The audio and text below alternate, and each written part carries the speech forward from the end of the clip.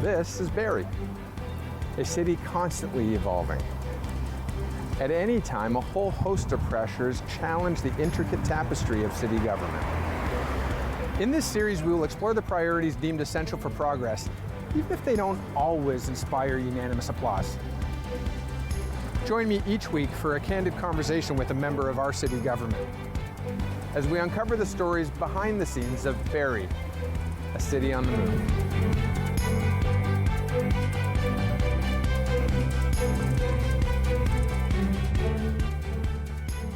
Welcome to Barrie, City on the Move. I'm your host, Arif Khan, and it's my pleasure to join you wherever you're consuming this content at home, online, streaming on YouTube, or on Rogers Cable 10. I'm glad you're here. In this series, we aim to explore the relationship of city governance and operations and how the city strives to deliver a quality of life for the residents of the city of Barrie, business owners, to be able to thrive in a strong economy. And one of those relationships, though, includes relationships with partners, and partners could extend to the county, to the federal government. But today my guest is Andrea, who is a member of provincial parliament for Barrie and Innisfil, and you also hold the portfolio of Minister of the Environment. Andrea, thank you for joining me on Barrie City on the Move. Thank you for having me. It's an absolute pleasure. And you are in your second term in your role. You're about 6 or 7 years in, if memory serves correct. Time flies when you're making progress, but we've gone through some tumultuous times too. So. We have, and I'm glad you brought that up, because I really do want to explore with you how has your role evolved, and how have you sort of navigated both, times that are strong economically as well as times that are challenging, and you certainly also contended with a pandemic. But really, let's just start real quick with this term of council. We have a not so new mayor and council anymore, but they're 2 years into their current term, and at the very beginning of this term, there was a concept known as Team Barrie that was introduced, and you were invited, and I believe quite graciously and ambitiously accepted the request to join Team Barrie. And I'd love to know, really, from you and your perspective, what is it to be a part of Team Barrie?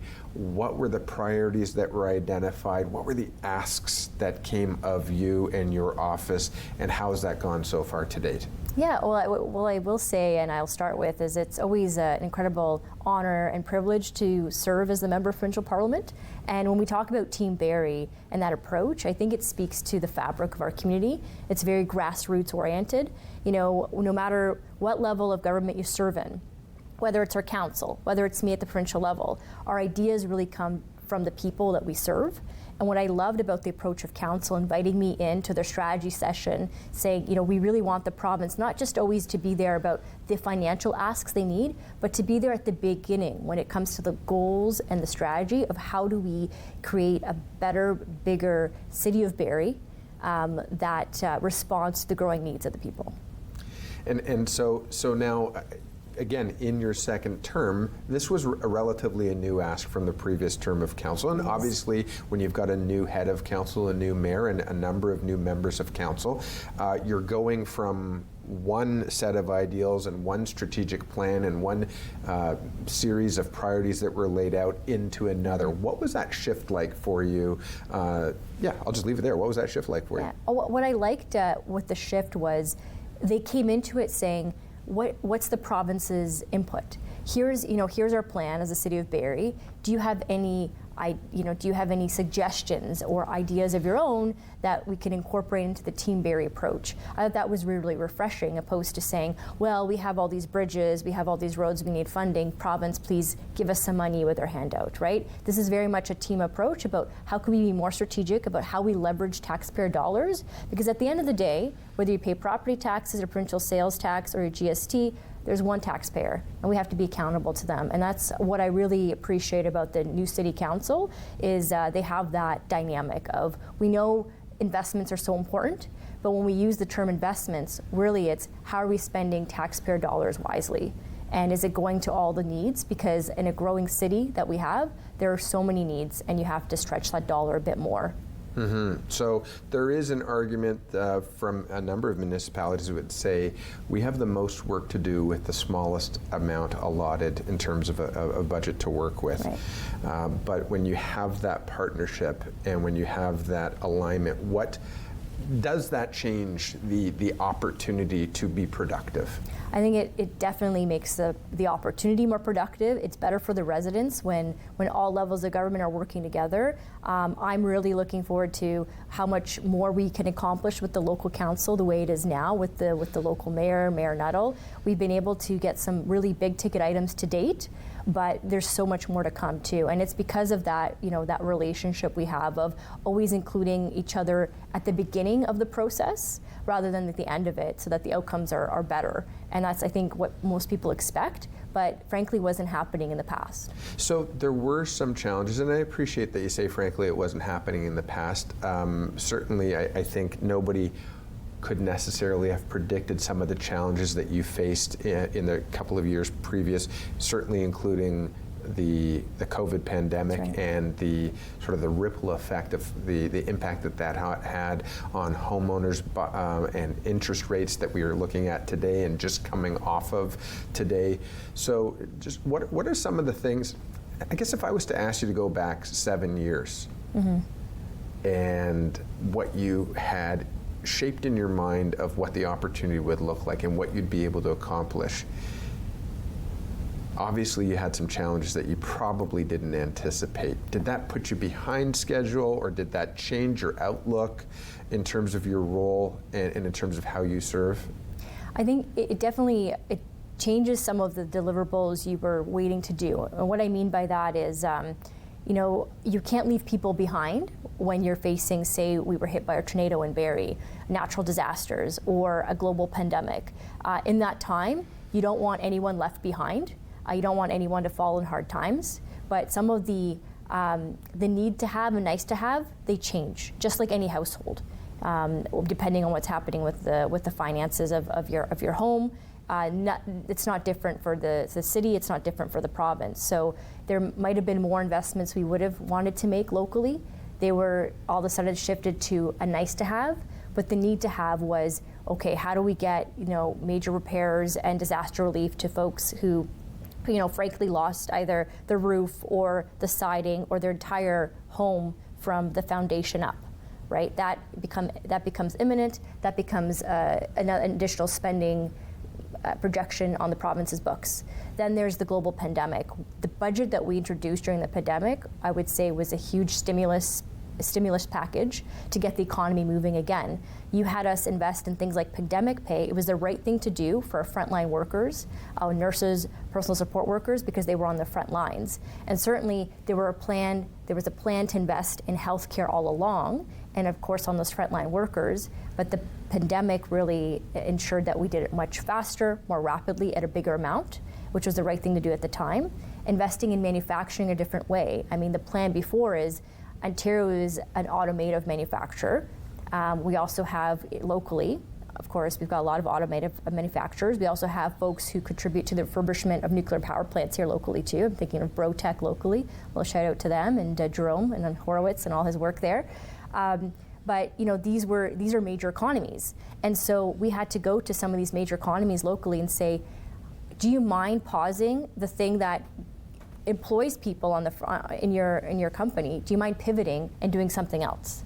And that was a big request from us to them, and a big pivot for them to make. And frankly, we were really lucky that locally a lot of companies did that, and they did it for the good, and we came out ahead because of it. What is the biggest takeaway? The thing that you learned that maybe, like you said, hadn't been forefront. It's not something we'd thought of, but now this revealed it is possible that we could find ourselves sort of caught off guard or unprepared. What's a takeaway? Well, I mean, I would say this is where we have to really rally together, stay united, and have a stronger together approach. I learned that during the pandemic, even at a local level. I mean, I was calling tattoo parlors and dentist offices to get masks that they weren't currently using so that they can be dropped off to, say, places like Royal Victoria Hospital that needed them. It was really rallying. It might be a small example, but made a big impact, because how do you rally together at a level like we have here in Barrie to strengthen our economy, strengthen our outcomes, make sure our population is healthy, but also taking that approach to the whole province.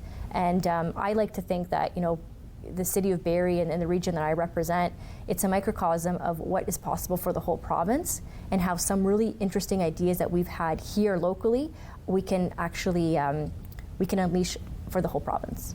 So what are some of these priorities that were identified as part of the strategic conversation with Team Barrie? So, I mean, you can't escape the fact that roads and bridges they're fundamental to get from A to B. It's very important to invest in infrastructure so you don't fall behind. With that comes great jobs and opportunity in that sense. But infrastructure also means schools and hospitals as well. So I think if you looked at our region, we were very much behind a lot of those capital investments. You look at how many people drive on Highway 400 to get to their primary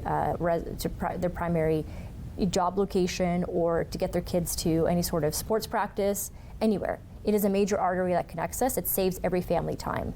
But if there isn't proper repair of that highway, it makes it unsafe. And that means, our first responders are out there more.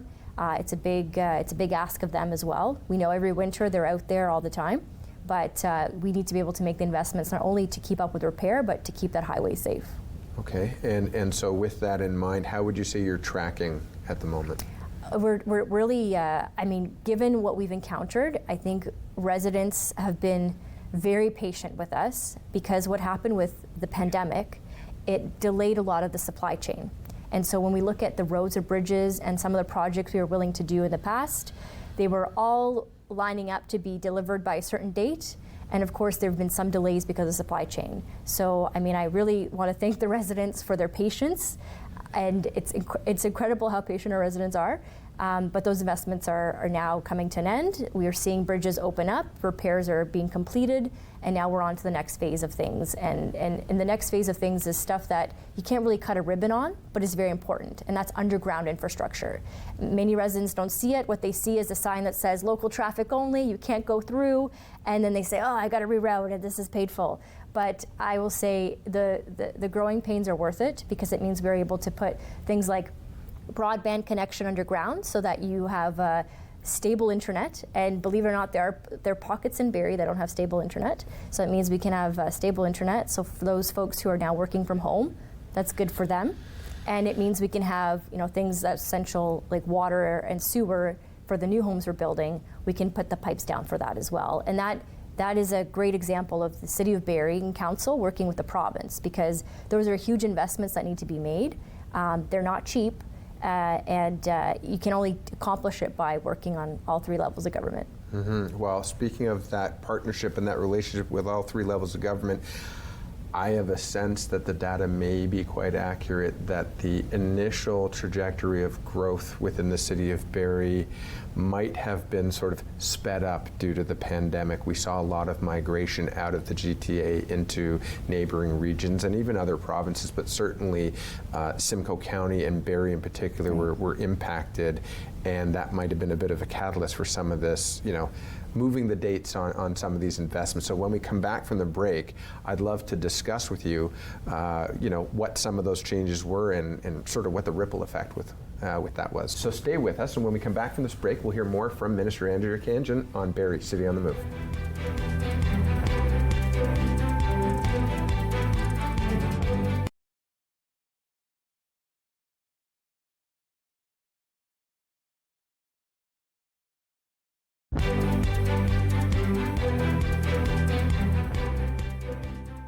Welcome back to Barrie City on the Move, and I'm enjoying a great conversation with Minister Andrea Khanjin, who's the Member of Provincial Parliament for Barrie and Innisfil, as well as the Minister of the Environment for the Province of Ontario. And we're having a great conversation on basically what you thought it was going to be like and what happened when you throw in something that might have been unprepared for, We certainly touched on the pandemic, and this is not meant to be a show about the pandemic, but certainly understanding how when one thing changes, there might be that ripple effect. Absolutely. And we touched on the fact that really the growth trajectory of the region, of the area, including Innisfil, has dramatically shifted. There was a surge. People wanted to get out of communal settings and congregate settings of condos and move to have their own detached home and some room to breathe and things like that. They also wanted to move to areas that they deemed might be more affordable. But when one person does it, it's one thing. Yes. When it happens en masse, there's an impact. And your office was obviously aware of some of these changes, and it had an impact on your ability to really deliver service and the timeline in which to do so. Talk to me about that impact of really that surge in migration, and even really touch on how the makeup of that fabric that you touched on has maybe shifted or changed. Yeah, no, it's an excellent question, and I think it's the ultimate compliment when people want to come to your community. It's a great compliment to have. You saw a lot of people who left where they were living, say in the Greater Toronto area, and they came for maybe a weekend to enjoy Lake Simcoe. But then they wanted to stay a little longer, and then they wanted to buy a home. And that's all lovely and a great compliment. But what it does to local residents is it drives up their housing prices. And so, I don't profess to be a realtor, or I don't have inside knowledge on the market, but you can't help but make that observation by talking to your neighbors or just seeing some of the listings that have come up. We used to have homes, my family, when we first bought our home with my grandparents, it was in, $425,000. Then, my husband went to the market, it obviously increased from there. We have homes that are not on the water that are going for like $1 million to $1.2 to $2 million. That originally has been unheard of in this region in terms of a detached or a duplex, what have you. So these are skyrocketing prices, and it is a result of that massive migration. So why it is a huge compliment, it does put pressures on the system.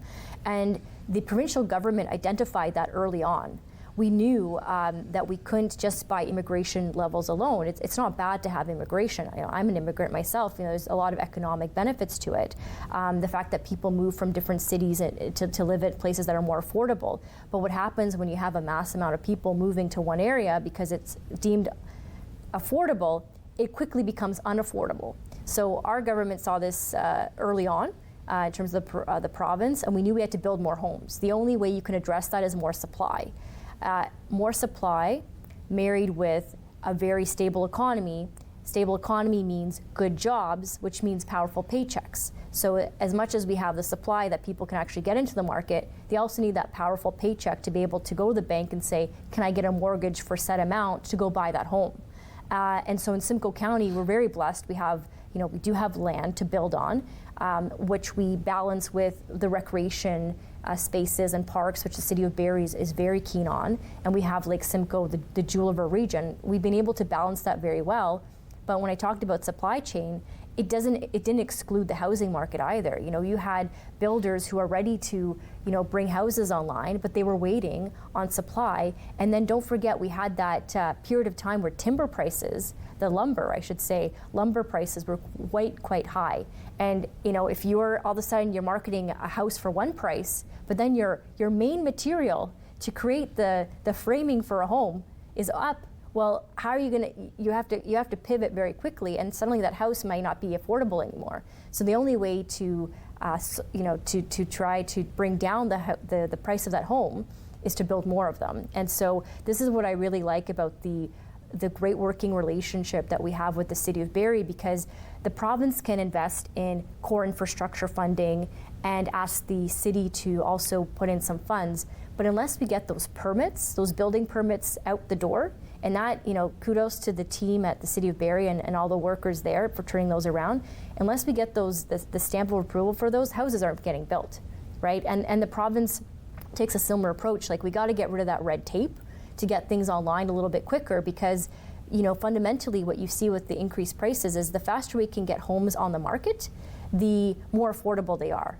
5-10 years from now, those homes as they're sitting on that great piece of land, that piece of land is appreciating in value every day it's not sold.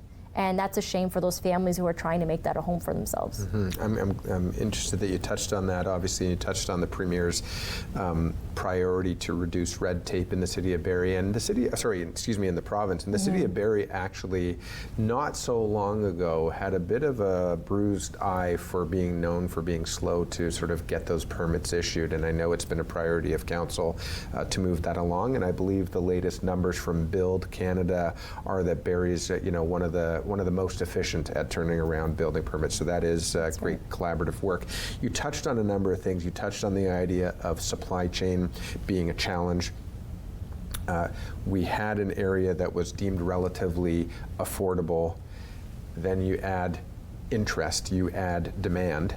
Right. And you add a limited supply of houses, and then we are in a pandemic where a number of manufactured goods are imported from overseas that were stuck on container ships, and that created a supply chain issue. You add to that words like inflation, and then add in newly invented words, and I've been known to invent a word here or there once in a while, but shrinkflation, greedflation, and things like that. The Premier came out really quite strong on the idea that some might be acting a little bit selfishly in light of the challenges related to supply chain issues. Right, and I think that's what we have to remember is when we talk about supply chain, what it really comes down to is every individual that's going to work, they're going to make something. That's their livelihood. So we have to be very careful when we say, said company is driving up the prices, but they also have to pay their employees.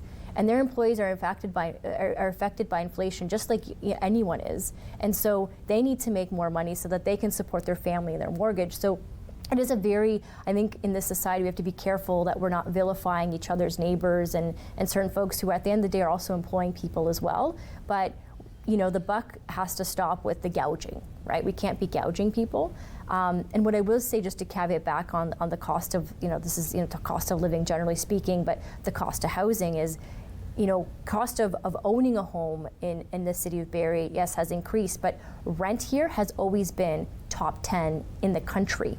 And so, whether it's going into global pandemic, whether it's going into high inflation right now with overspending at the federal level, is rent has always been a very sensitive topic here locally, where we didn't have enough rental supply, and as a result, we had the most expensive rental market in Canada, top 10.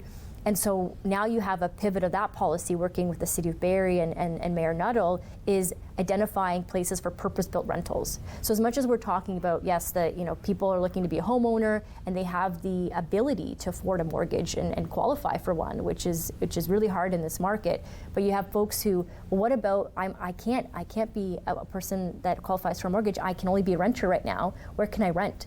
And so finally, I grew up here, but we rented when we first came to Canada, but the market was a little bit different back in the early 90s. Now, folks are trying to find a rental. They couldn't find it, but finally you're starting to see that relief. Even this past weekend, I was door knocking. I like to do this just to connect with people as, I'm the member of provincial parliament. There's a new neighborhood, just want to welcome you. And so there's a new subdivision just off Mapleview that just opened. And it's interesting, you'll knock on one door, it'll just be a detached home. Next one, it's a purpose-built rental. There's someone living on the top floor, and then it says unit around the corner, unit 1 around the corner. You walk around the corner, and someone else has a nice entranceway, and they have the other part of the home. And that home was already built that way from the ground up. They didn't have to renovate it. They didn't have to get a bunch of building permits from City of Barrie to renovate their home and dig up soil. It was built that way. And I think that is, it really captures the essence of how do we make all types of housing affordable. We need more mix, and that was the missing middle here in the City of Barrie, was as much as people move here for a detached home with a front yard and backyard, we did need to work on our mix, and we're finally getting there. Purpose-built rental is a term that shouldn't just sort of, it slides off the tongue nicely or rolls off the tongue nicely, but it shouldn't be lost on, that intention there. And you're absolutely right. Canadians and Ontarians certainly have been struggling with that balance of, is it better to rent or is it better to own? And some say it's actually cheaper to own, but the challenge is qualification and building up that down payment. And certainly, as you saw with inflation and the pressures that sort of push the price of home ownership higher and higher and out of reach, right. that balance became more precarious, actually, if you think about it. One of the things I'll touch on, and I'm sort of coming out of left field here a little bit with it, is we saw that during that rush, some might call it almost like a hysteria or pandemonium to get into home ownership, that really pushed the prices high. Along with it, the Bank of Canada decided to ease some of that pressure, reduce some of that pressure on skyrocketing homes, and they really pushed the interest rates high. Now, a couple of years later, we're hearing from the Bank of Canada governor saying, you know what, come to think of it, maybe we would have done things differently today. Mm-hmm. What are your thoughts on that in terms of home ownership? Yeah, I think it is the ultimate Canadian dream. I mean, when I came here with my grandparents, that was our dream. My grandma and I would lie in our living room, which we turned into another bedroom, and we'd lie and look up in the ceiling and say, you know, one day we'll be homeowners. And that's no different from people who are fifth generation Canadian or just came to this country.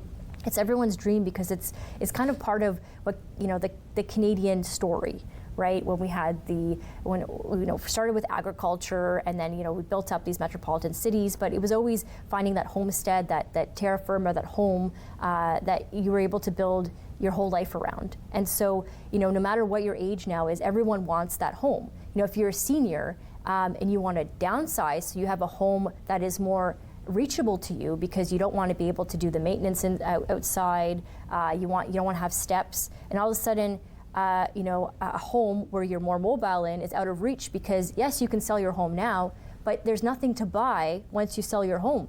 It's the same for maybe a young couple who maybe just graduated, have their first job, you know, would be making a good salary as they're getting started, but they can't find anywhere to buy either. So I think that is where, you know, Barrie has always been that place where people can create a family, but, you know, inflation and the interest rates push that out of reach.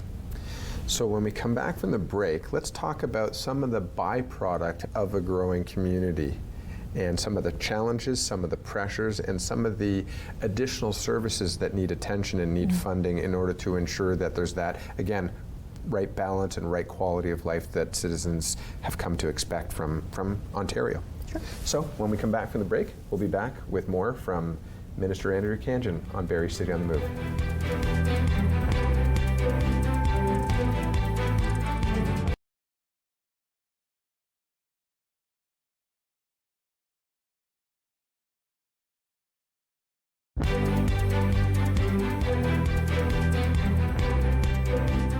And welcome back to Barrie City on the Move, and Andrea Khanjin, MPP for Barrie Innisfil and Minister of the Environment, and I are having a great chat on the relationship between the province and the local municipality, obviously the city of Barrie, hitting some targets, revisiting some targets, and along with that has been really the growth of the city that's kind of fast-tracked thanks to or as a result of the recent pandemic. But that's not something that's seen any reversal. It's people are moving to the area and realizing it is a great place to live. Along with it, though, comes with the burdens and the pressures of growth. Right. And the province, not so recently, offered up an incentive to address some of these targets. Talk to us about it. Yeah, no, and I appreciate you acknowledging it. Is you know, like any good relationship, sometimes you need to have a little incentive or show your appreciation.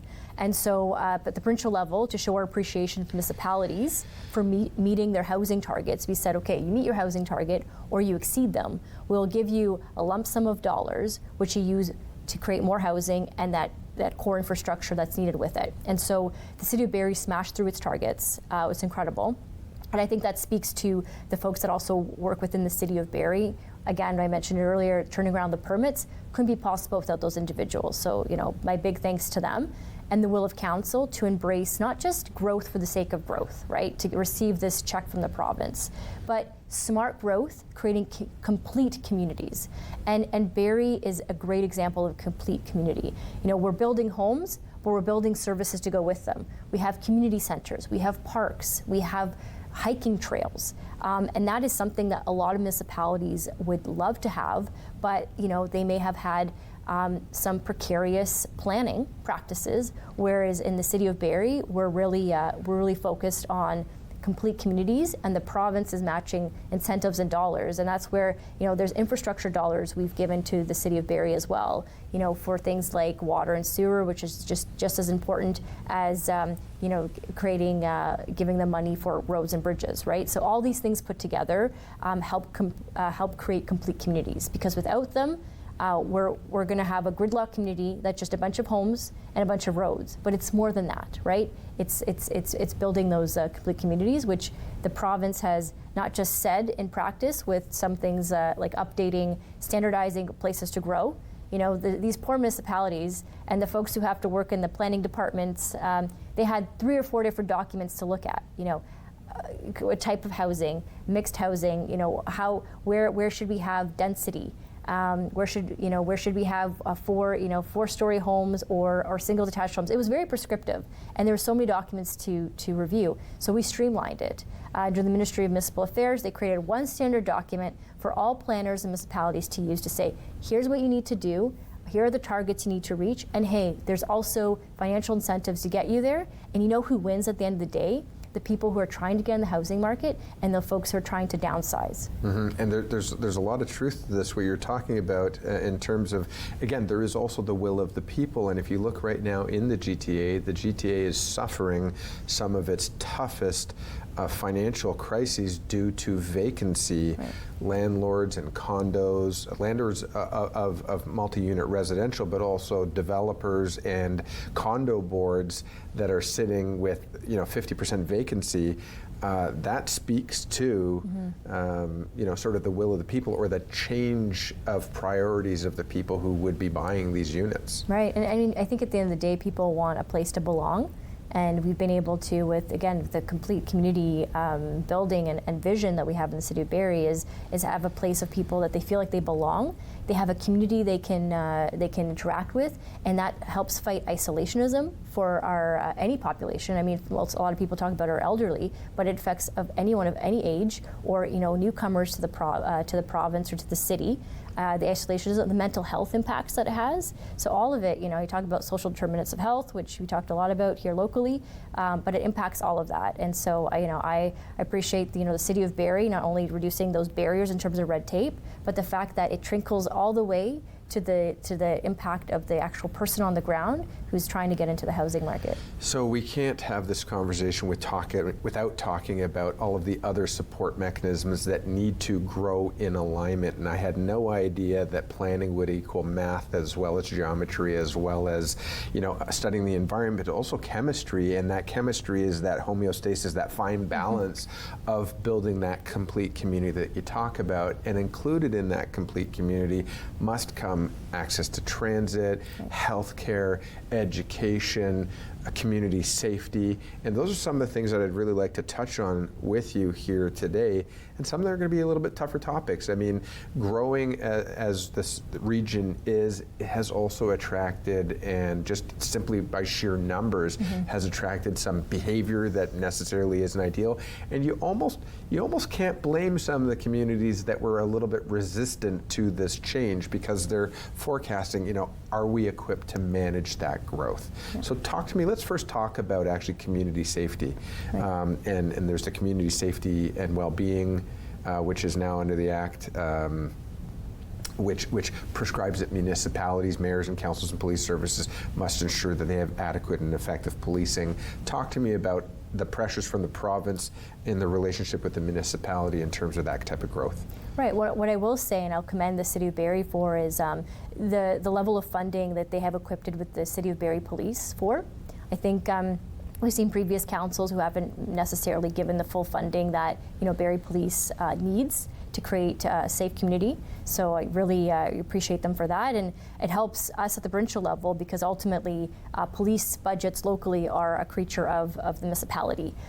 Provincially, what we've tried to do to help local municipalities and local police services is we have grants that we've given out, and certainly City of Barrie and Barrie Police have been successful at those grants, and it speaks to the professionalism, but speaks to the growing the growing force and what they're trying to build in terms of their task force for safety, but also what our Chief Johnson is trying to do with just the mindset of our officers, making sure everyone is healthy, loves coming to work, and really recruiting into that environment.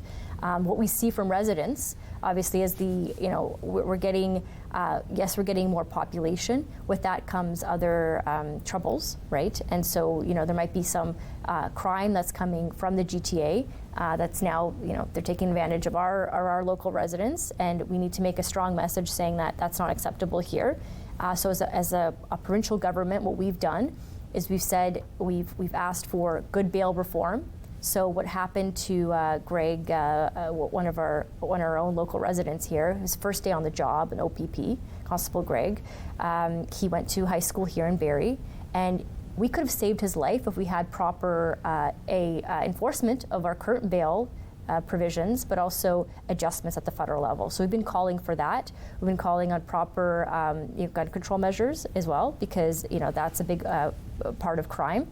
And so what we've done is we strengthened the laws when it comes to auto theft, because a lot of what we're seeing now too is folks coming into our communities and stealing vehicles to commit acts of crime. And so what we've said is that's not acceptable. They're now prying on young people to lure them in to this life of crime to steal cars, because they know if a young person commits the crime, they are covered under the Young Offenders Act. And so what we've said is, okay, well, you're covered in the Young Offenders Act, but now you're going to lose your driver's license, and there will be also other consequences with it. So we're sending a strong message, not only with the loss of your driver's license, huge fines, and of course incarceration, saying that there are consequences to you, because right now, a lot of young people are being lured into it. There are not high enough consequences, so they're just going in with it, saying, oh, there'll be no consequences to this, I'll make money on the side, I'll have this life of crime, and then I can walk out unfazed and do something else. Well, we're sending a message: don't enter in a life of crime. Don't get lured into it. There are certainly other opportunities there for you, and now our laws, our tough on crime laws, match the consequences, where it wasn't like that before. But that wouldn't be possible without, again, we talk about the relationship between the province and municipality. We can strengthen the laws that govern our local policing, but unless the local policing funding matches that, you have inadequacies. And so again, you're seeing this relationship we have with the City of Barrie, where they're funding Barrie Police to what is needed to protect our communities, but you also have our provincial laws that are matching that in terms of the enforcement capability. And your colleague in Barrie, Springwater Oromadante, has been certainly at the helm of that. Yes. With ensuring that the courts are evolving and bail reform in terms of access to the courts as well. He's had a huge portfolio in that regard. Yes. And then, of course, the Solicitor General as well has been a staunch advocate for effective policing, et cetera. So there is that recognition and that awareness. Mm-hmm. But along with a growing community also comes the need for increased access to education and increased access to healthcare. Let's touch on education, if we might, briefly. Mm-hmm. And there's been some recent new announcements, not only at the elementary and high school level, secondary school level, but also post-secondary, with the announcement of Lakehead's new campus in downtown Barrie. Yeah, I think it's, it goes back to our complete communities all around. If you have families settling here, you're going to have folks who are going to need more access to elementary school, high school, or post-secondary. And so that really speaks to the fact that we need all of those things working together. So you have new elementary schools coming online, you have a new high school that finally came online, and post-secondary, we're investing in residents for those new residents for those folks that are going to be going to Lakehead University in our own backyard. Mm-hmm. And that is a challenge that does get brought up, and I'm sorry, I'm going to bring it up because obviously Georgian College would have been the recipient of some news regarding sort of that balance of domestic students and applicants versus foreign applicants. Right. And that's had an impact not only in our local area but province-wide, but because of the challenges of finding appropriate and adequate housing. Right. So again, we're back to that conversation around balance. What do you see, what do you forecast in terms of finding that balance? Yeah, I think it's lucky Georgian College has been a great partner to work with. They're very ambitious. They want to see more student housing brought online too. And so certainly the provincial government has worked with them in terms of what the capacity is, the amount of land they have, again, to make the college experience even better locally. And then we have this new partnership with Lakehead as well, where the province is investing about $1 million in to meet the province, or so to meet the municipality and to meet the university with any financial asset they have. But again, it's creating that community where you have different levels of education that you can pursue. But with that, the caveat is if you're pursuing that level of education, you also need a place to live while you're pursuing it. Yeah, so when we come back from the break, because we should go there, we still want to talk about some healthcare, but I also want to talk about the forecast, what your crystal ball is telling you about, what Ontario looks like in the years ahead, in the short term, as well as what the city of Barrie and that dynamic looks like as well. But so I'll let you think on that for a moment, because I'm going to touch some topics there and ask you to sort of really dive deep. And in fact, I'll let you know right now while we go to break. Why don't you think about? I want to think about. Are you on track? Mm-hmm. Have you met the standard that you set for yourself, or is there still some room for improvement, or some areas that you really haven't tackled that you wanted to? Okay. So I'll let you think on that for a minute while we go to break. Stay with us. When we come back, we'll have more from MPP Andrea Khanjin right after this break.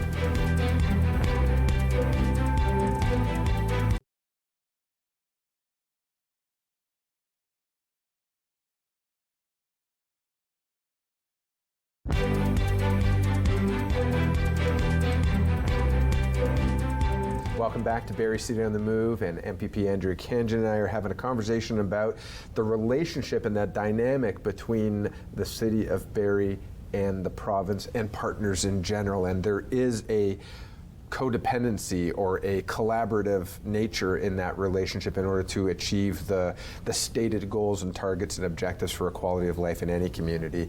And we've covered housing, we've covered infrastructure, we've covered some of the highways and routes.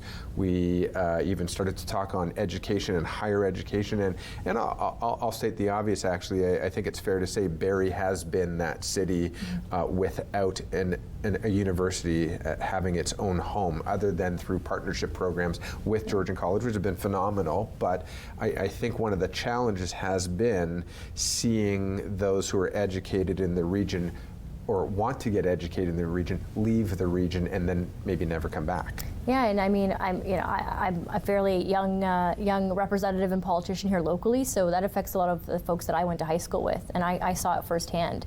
And you had previous provincial governments that said, Barrie, you will never get a university, which I think was short-sighted and a huge shame. So this is where I say, I think the stars have finally aligned at the municipal level, working with your Mayor Nuttall and council, and at the provincial level, specifically on this project, to say, yes, actually, City of Barrie, if you want to build it, it will come, and we will do what we can to support you. We will not say it's never going to happen, it's impossible.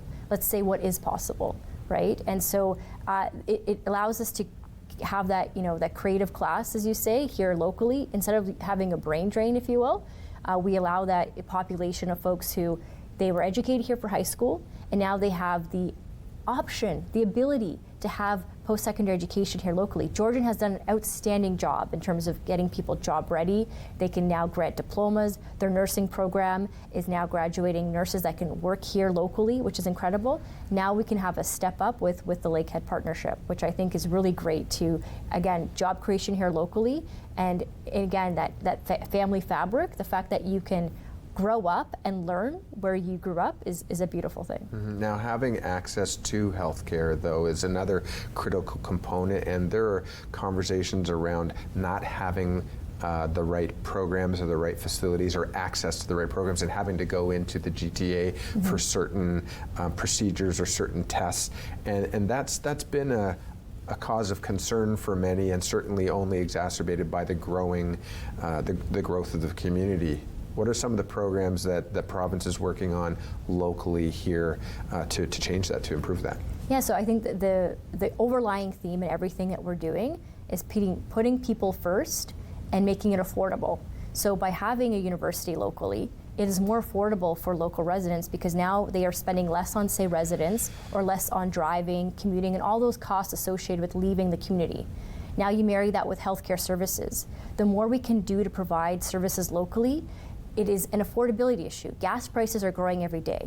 Yes, the provincial government has done what we can to lower gas prices, but you still have all the other taxes that are on your gas, let alone the carbon tax and those things. So if you're getting in a vehicle, not only is it your time, or you're taking time off work, which means you're not getting paid for those hours, but now you're also paying the extra cost. So any services, whether it's healthcare or education or social services, anything we can provide here locally, not only is it making it more accessible, but also affordable for those residents. So you mentioned just a moment ago that there was a lack of political will to get a university here in a previous administration. Similarly with a hospital, we actually have news that there will be another hospital built in the region here. How long does it take to build a hospital? How many billions of dollars does it take to build a hospital?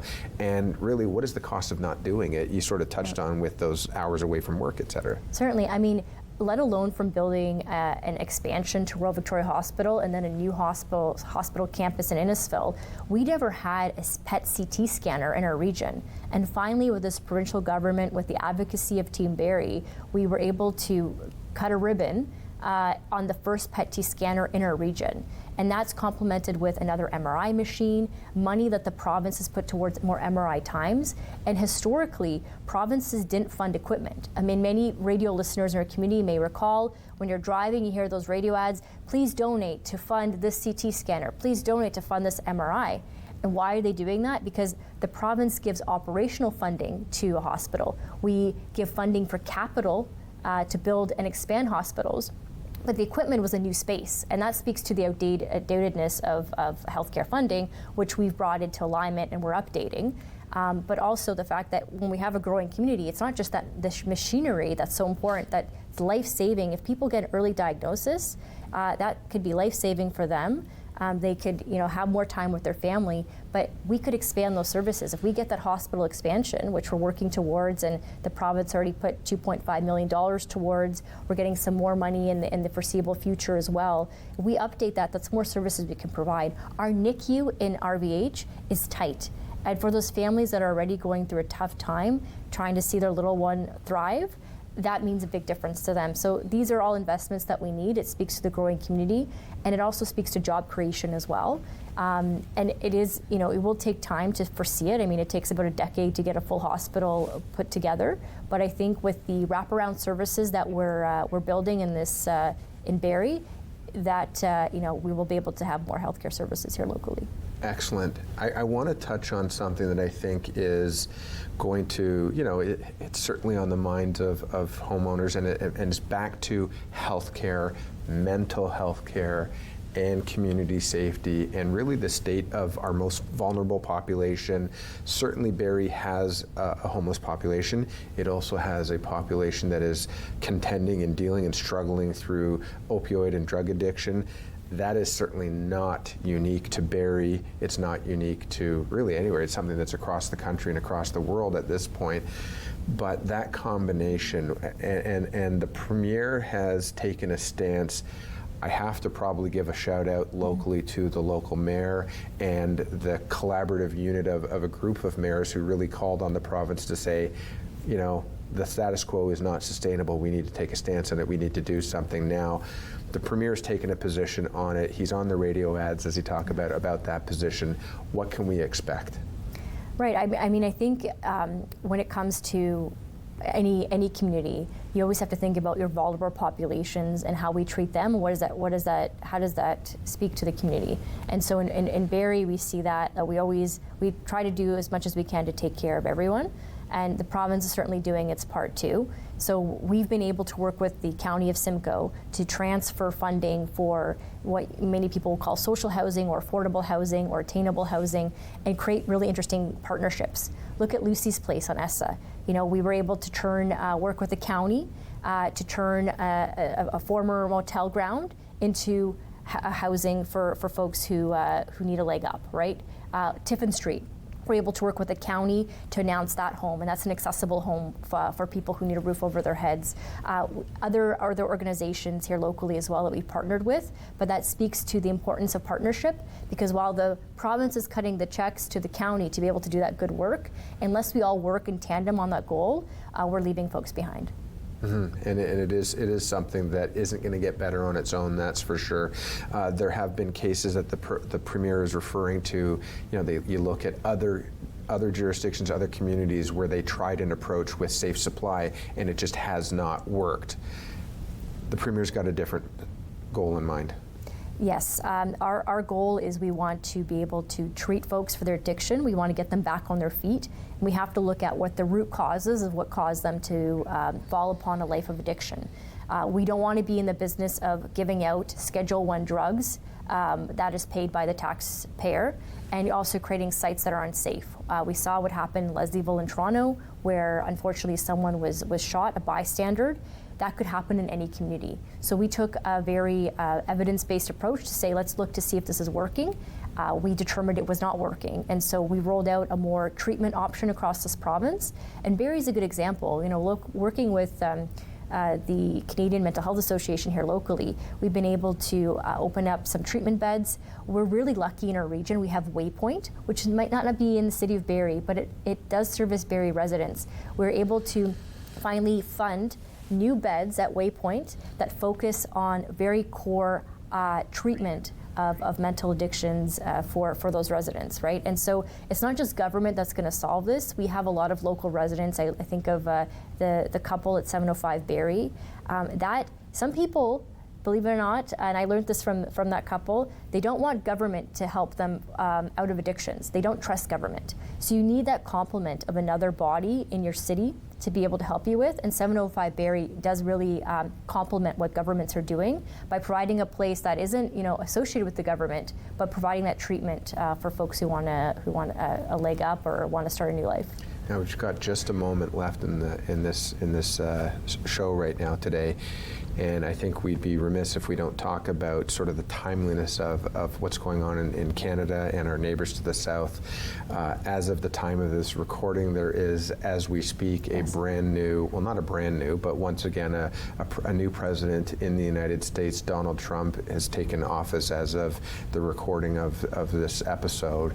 And it has sparked conversation. It has had an impact regarding sovereignty. Some pokes and jabs and statements that he's made around sort of annexing Canada as a 51st, and I don't know that he did his math quite right, state.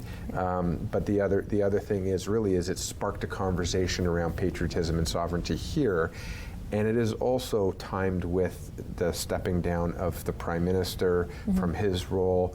We're anticipating a federal election, and there are those who are maybe wondering if we might even see something happening on the provincial level, just in response to, as the Premier has taken quite a stance in response to the fact that Canada is not for sale. There's all that kind of conversation going on. So I'll look to you for what your thoughts are on what's going on south of the border, as well as really, where are we in the province? We've got just a minute to touch on it, but I'll leave the floor to you. Sure, I'll say my Canada's not for sale hat is in the mail.